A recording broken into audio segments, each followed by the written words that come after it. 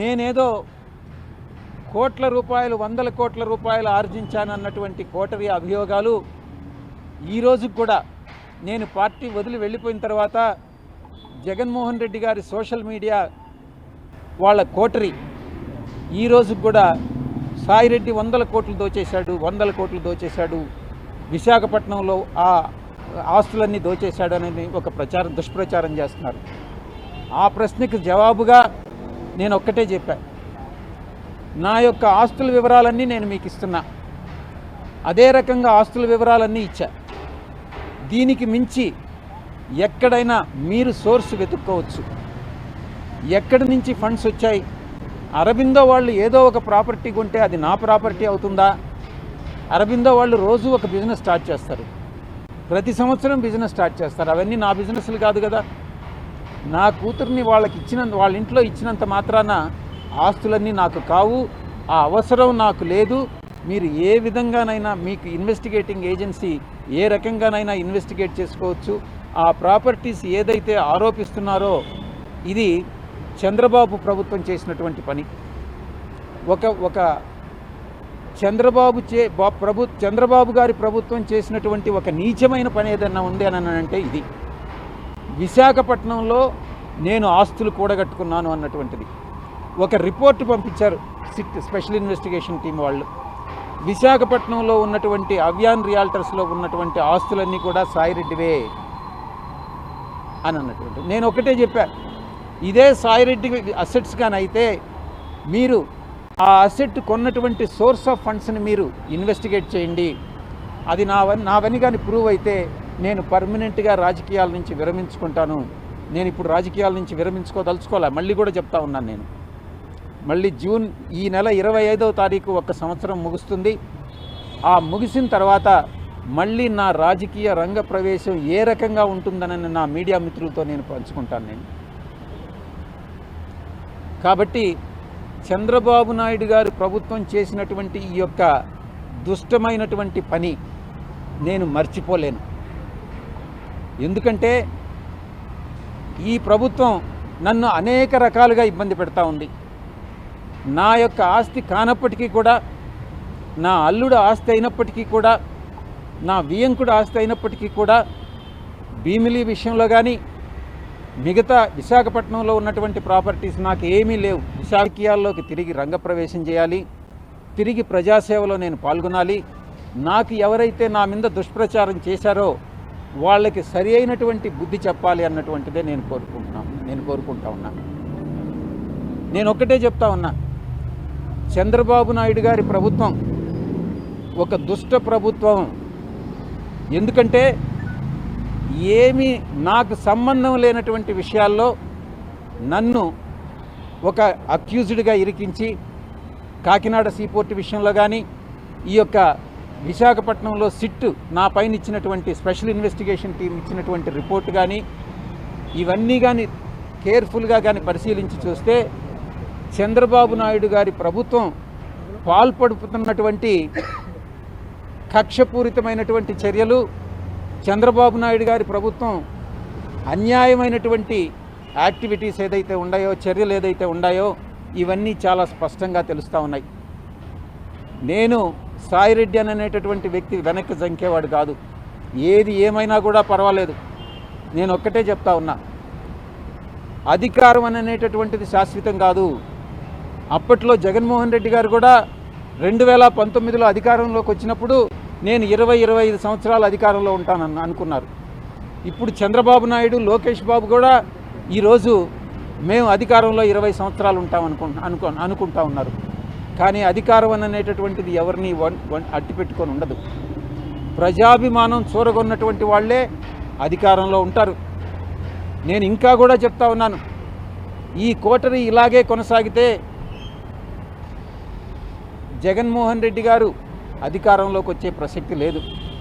ఈ యొక్క కూటమి అలాగే కొనసాగితే జగన్మోహన్ రెడ్డి అధికారంలోకి వచ్చేటటువంటి ప్రసక్తి లేదు. ఒక రాజకీయమైనటువంటి ఒక స్ట్రాటజీ ఉండాలి. ఆ స్ట్రాటజీ ఏందనంటే కూటమిని విడగొట్టగలిగినప్పుడే జగన్మోహన్ రెడ్డి గారు తిరిగి అధికారంలోకి వచ్చేటటువంటి అవకాశం ఉంటుంది. ఆ స్ట్రాటజీ ఇచ్చేటటువంటి వాళ్ళు కానీ అమలు చేసేటటువంటి వాళ్ళు కానీ ఈ యొక్క కోటరీలో లేరు. జగన్మోహన్ రెడ్డి గారి చుట్టూ ఉన్నటువంటి వాళ్ళందరూ కూడా ఆయన్ని మిస్గైడ్ చేస్తూ ఉన్నారనేటువంటి విషయం నేను తెలియజేస్తూ ఉన్నా. నేను ఒక్కటే ఆలోచిస్తూ ఉన్నా, మీరు కూడా కోటరీలో భాగస్వాములే కదా అని మీడియా మిత్రులు కూడా చాలాసార్లు ప్రశ్నించారు. నేను ఒకటే చెప్తా ఉన్నా, సంవత్సర రోజులుగా మీరు నమ్మినా నమ్మకుండా మీరు సెటైర్లు వేసినా నేను వ్యవసాయం చేసుకుంటానే ఉన్నాను. అప్పుడప్పుడు నేను గమ్ముగా ఉండలేను కాబట్టి నాకున్నటువంటి స్వల్పమైనటువంటి రాజకీయ పరిజ్ఞానంతో ఏదో ట్వీట్స్ పెట్టడం, ఏదో టెక్నికల్గాను అకాడమిక్గాను ట్వీట్స్ పెట్టడం చేస్తూ ఉన్నాను. అంతేగాని నేను జగన్మోహన్ రెడ్డి గారిని విమర్శించడమో లేకుండా ఉంటే ఇంకొక రాజకీయ పార్టీని విమర్శించడమో నేను చేయలే. అయినప్పటికీ కూడా జగన్మోహన్ రెడ్డి గారే నన్ను విమర్శించారు. నేను ప్రలోభాలకు లొంగానన్నారు. నేను అడుగుతా ఉన్నా, అదే ప్రలోభాలకు లొంగుంటే నేను ఈరోజు లక్షల కోట్లు ఆర్జించుండేవాడిని. నాకు అది నేను నమ్మినటువంటి ఆ వెంకటేశ్వర స్వామి సాక్షిగా చెప్తా ఉన్నా, ఎవరి దగ్గర విజయసాయిరెడ్డి డబ్బులు ఆశించి చేయి చాచలేదు, భవిష్యత్తులో అటువంటి చాచే అవకాశం లేదు అని నేను ఈ పత్రికాముఖంగా తెలియజేసుకుంటా ఉన్నా. జగన్మోహన్ రెడ్డి గారు ఈ స్టేట్మెంట్ విత్డ్రా చేసుకోవాలి. చంద్రబాబు నాయుడు గారు చేస్తున్నటువంటి ఈ హరాస్మెంట్ ఏదైతే ఉందో అది నిలపాలి. ఇవి రెండూ జరగాలంటే తిరిగి రాజకీయ రంగ ప్రవేశం చేయాలి. అది ఏ విధంగా అన్నటువంటిది నేను మీకు తెలియజేసుకుంటా. ఇక కోటరీ విషయానికి వస్తే, నేను వ్యవసాయదారుని. ఈరోజు వ్యవసాయం చేసేటప్పుడు యజమానికి పాలేరు ఉంటాడు. పాలేరు ఎడ్ల బండి తోలుతాడు, బండిలో ఎరువులు తోలుతాడు, అదే బండిలో పెస్టిసైడ్స్ తోలుతాడు, అదే బండిలో అదే ఎద్దులతో దుక్క దున్నిస్తాడు, అదే దాంతో హార్వెస్టింగ్ చేస్తారు. కానీ ఈ పాలేరులాగా నేను ఈ యొక్క 15 సంవత్సరాలుగా, అంటే 2009 నుంచి ఈ రోజు వరకు జగన్మోహన్ రెడ్డి గారికి ఒక పాలేరులాగా నేను పనిచేశాను. చిత్తశుద్ధితో నిజాయితీగా పనిచేశాను జగన్మోహన్ రెడ్డి గారికి. చంద్రబాబు గారు నాయుడిని ఎంత దూరమైనా పోయి విమర్శించేటటువంటి స్థితిని తీసుకెళ్ళాను నేను. కానీ జగన్మోహన్ రెడ్డి గారు నాకు ఇచ్చినటువంటి రివార్డ్ ఏందని అంటే, పొగబెట్టి బయటకు పంపించడం, కోటరీ మాటలు నమ్మి. ఇది ఆయన చేసినటువంటి నాకు సహాయం. ఒక పాలేరుగా పనిచేసినటువంటి నేను, పాలేరులాగా పనిచేసినటువంటి నేను, ఒకవైపు అయితే కోటరీలో మీరు అనుకున్నట్టు నేను భాగస్వామిని కావచ్చు, ఆ కోటరీలో ఉన్నటువంటి చాలామంది సభ్యులు పందికొక్కుల్లాగా ఏదైతే జగన్మోహన్ రెడ్డి గారు కష్టపడి పండించి ఆయనకు పాలేరులాగా పనిచేసి నేను పండించి ఆయన కోసం నేను శ్రమపడ్డానో దాన్ని పందికొక్కుల్లాగా తిన్నటువంటిదే ఈ కోటరీలో ఉన్నటువంటి కొంతమంది సభ్యులు. ఈ రోజు కూడా వాళ్ళు తింటూనే ఉన్నారు, జగన్మోహన్ రెడ్డి గారు చూస్తూనే ఉన్నారు. ఈ కోటరీని నమ్ముకున్నంత కాలం జగన్మోహన్ రెడ్డి గారు అధికారంలోకి వచ్చేటటువంటి ప్రసక్తి లేదు. ఎన్ని పాదయాత్రలు చేసినా కూడా అవకాశం లేదు. ఆయనకి ఒక రాజకీయ ప్రణాళికాబద్ధంగా ముందుకెళ్తేనే ఆయన తిరిగి అధికారంలోకి వచ్చేటటువంటి అవకాశం ఉంటుంది. మిగతా చాలామంది అడుగుతూ ఉన్నారు, చాలామంది అడిగారు, ఏ రాజకీయ పార్టీలో మీరు చేరతారోనని. బీజేపీలో చేరతారా, జనసేనలో చేరతారా, టీడీపీలో చేరతారా, వైఎస్ఆర్ కాంగ్రెస్ పార్టీకి తిరిగి వెళ్తారా అన్నటువంటిది. నేను ఒకటే చెప్తా ఉన్నా, ఏ పార్టీలో చేరేటటువంటి అవకాశం లేదు. నా రాజకీయ భవిష్యత్తు ఏందనేటటువంటిది నేనే చెప్తాను అని నేను మీ అందరికీ కూడా సవినయంగా నేను మనవి చేసుకుంటా ఉన్నా. ఇక మొన్న సాయి జర్నలిస్ట్ ఒకటి చెప్తా ఉన్నారు, జర్నలిస్ట్ సాయి, నేనేదో సపరేట్ పార్టీ పెట్టి దానికి చంద్రబాబు మద్దతు తీసుకొని నాయుడు గారి దగ్గర నుంచి నేను ఆర్థిక సహాయం పొంది ఆయనలో ఒక భాగస్వామిని అయిపోతాను అని ఒక ఆరోపణ చేశాడు. ఆయనకి ఎవరు చెప్పారో నాకైతే తెలియదు. ఈ జర్నలిస్ట్ సాయి స్వీయ పరిజ్ఞానాన్ని ఉపయోగించి ఈ జర్నలిస్ట్ సాయి అనేటటువంటి వ్యక్తి వైఎస్ఆర్సీపీ పేటిఎం బ్యాచ్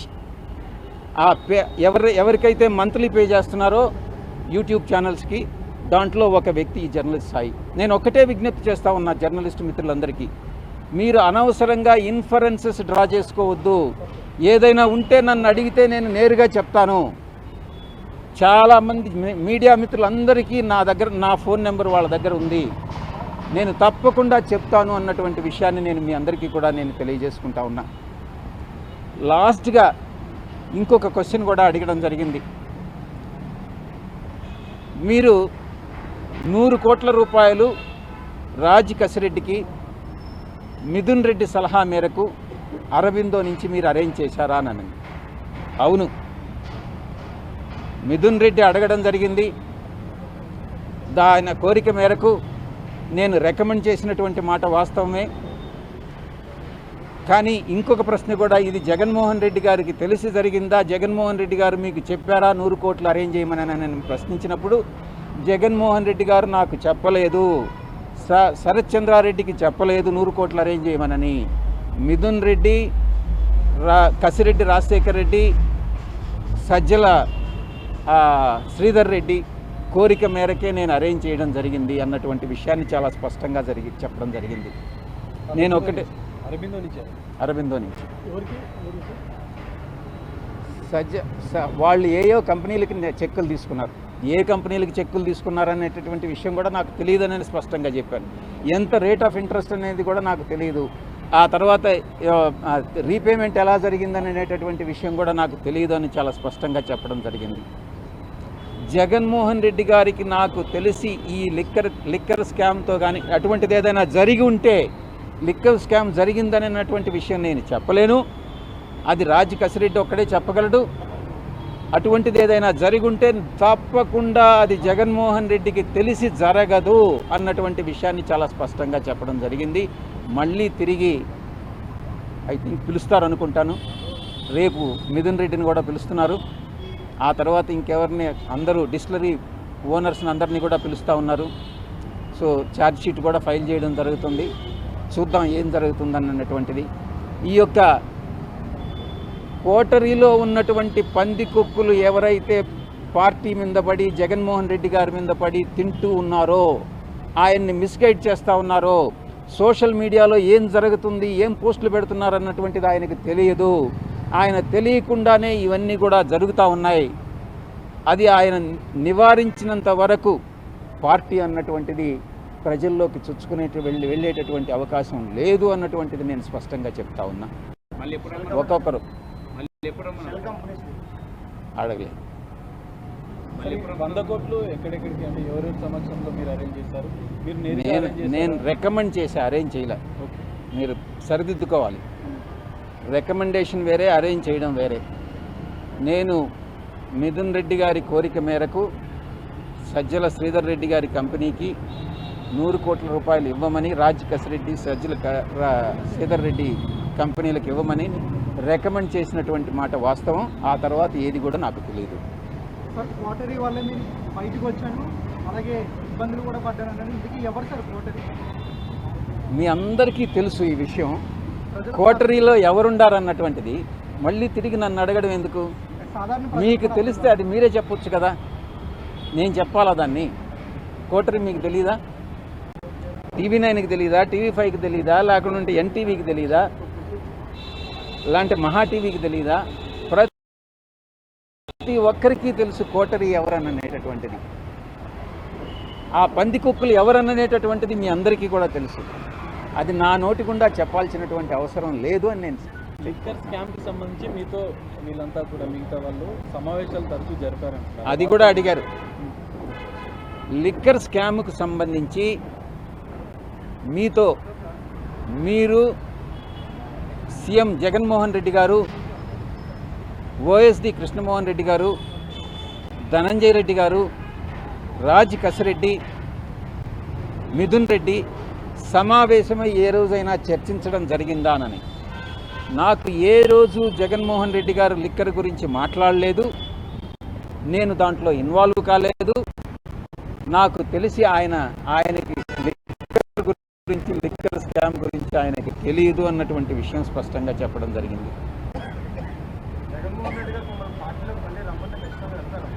మీకేమన్నా చెప్పి పంపించారా?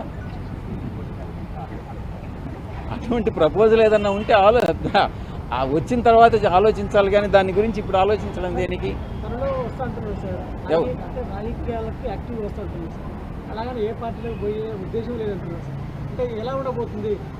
నేను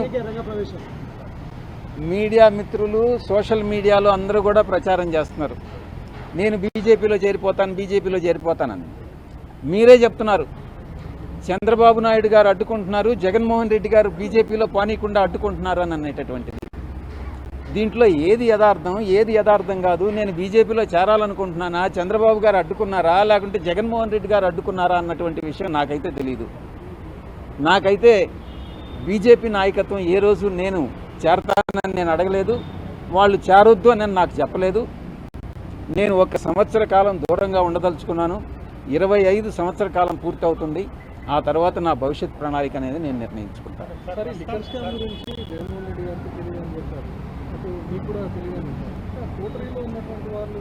నేను ఫస్ట్ మీటింగ్లో మీడియా మిత్రులకే చెప్పా, కర్త కర్మ క్రియ రాజ్ కసిరెడ్డి అని. రాజ్ కసిరెడ్డిని అడిగితే సమాచారం దొరుకుతుందే కానీ జగన్మోహన్ రెడ్డి గారిని అడిగినా కూడా తెలియదు, నన్ను అడిగినా కూడా తెలియదు, మిథున్ రెడ్డిని అడిగినా కూడా తెలియదు. కర్త కర్మ క్రియని మాత్రమే అడగాలి. అధ్వానంగా ఉంది. టీడీపీ ప్రభుత్వం అధ్వానంగా ఉంది. పక్షపాత ధోరణి, కుల వివక్షత, అసమర్థత, వీటిదన్నిటితో కలిపి ప్రజలలో ఉన్నటువంటి అసంతృప్తి, ఇవన్నీ తెలుగుదేశం పార్టీ, చంద్రబాబు నాయుడు గారు ఒక సీనియర్ లీడర్, ఆయన అర్థం చేసుకుని ఆయన రెక్టిఫై చేసుకుంటే బహుశా అధికారంలో కొనసాగుతారేమో కానీ లేకుంటే ఆయన అధికారంలోకి తిరిగి వచ్చేటటువంటి అవకాశమే లేదు.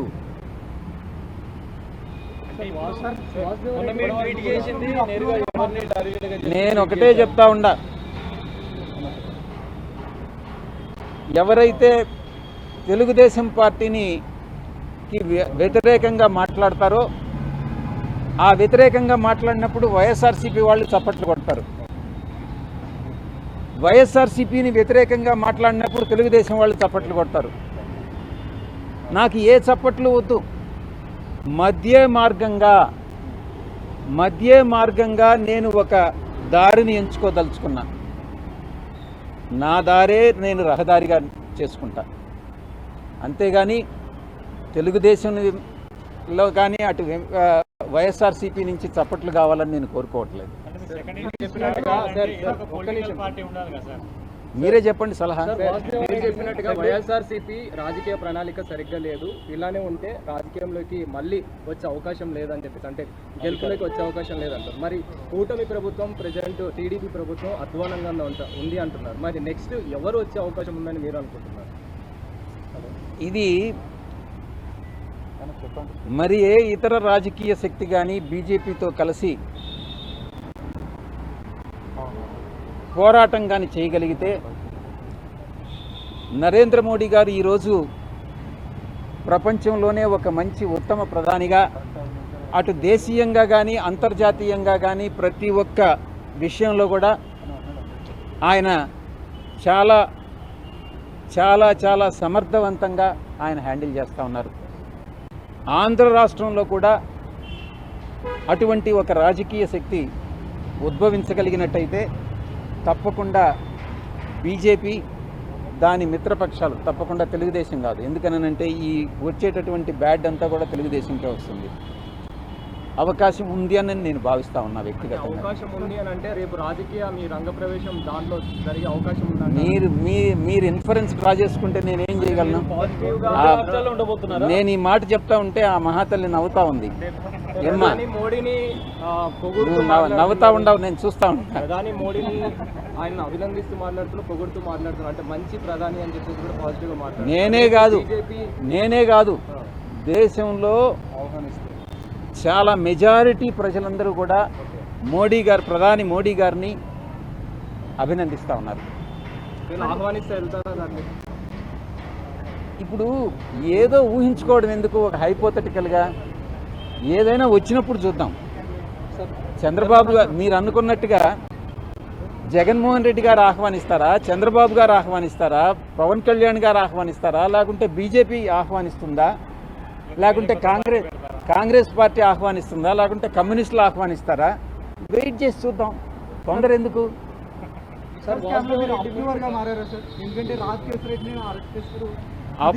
నేను మొట్టమొదటి నుంచి కూడా నేను ఒకటే చెప్తా ఉన్నా, ఎటువంటి పరిస్థితుల్లో అప్రూవర్గా మారేటటువంటి అవకాశం లేదు. అది నా దేహంలో ప్రాణం ఉండగా జరగదు. నేను అప్రూవర్గా మారను. ఎవ్వరూ నన్ను ఏ శక్తి కూడా అప్రూవర్గా మార్చలేరు అన్నటువంటి విషయాన్ని నొక్కి వక్కాణిస్తాను.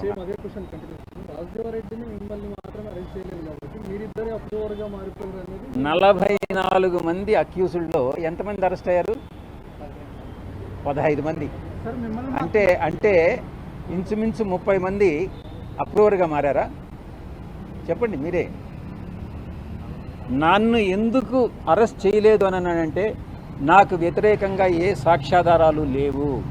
నేను లిక్కర్ స్కామ్లో ఇన్వాల్వ్ కాలేదు. అటువంటిది ఏదైనా ఉంటే, నేను కానీ లిక్కర్ స్కామ్లో అటువంటిది ఉంటే, నేను ఇన్వాల్వ్ అయి ఉంటే తప్పకుండా నన్ను అరెస్ట్ చేసి ఉండేవాళ్ళు.